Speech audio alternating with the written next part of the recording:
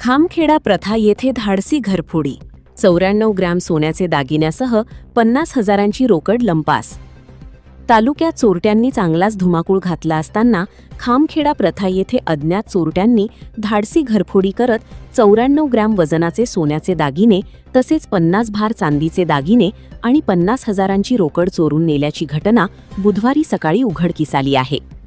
या प्रकरणी मिळालेल्या प्राथमिक माहितीनुसार खामखेडा प्रथा येथील शेतकरी ज्ञानेश्वर भालेराव पाटील वय 54 यांच्या राहत्या घरात ही धाडसी घरफोडी झाली असून घटनेनंतर शहर पोलीस ठाण्याचे अधिकारी व अंमलदारांनी घटनास्थळी भेट देत पाहणी केली आहे. सध्या उन्हाळ्यामुळे घरात उकाडा होत असल्याने ज्ञानेश्वर पाटील हे कुटुंबासह रात्री घराच्या पुढील दरवाजाला कुलूप लावून घराच्या छतावर झोपण्यासाठी जात होते. दरम्यान 21 एप्रिल 2026 रोजी रात्री 10 वाजेच्या सुमारास जेवण करून त्यांनी नेहमीप्रमाणे घराला कुलूप लावून गच्चीवर झोप घेतली. मात्र 22 एप्रिल रोजी सकाळी 6 वाजता खाली आल्यानंतर घराच्या पुढील दरवाजाला कुलूप नसल्याचे त्यांच्या निदर्शनास आले.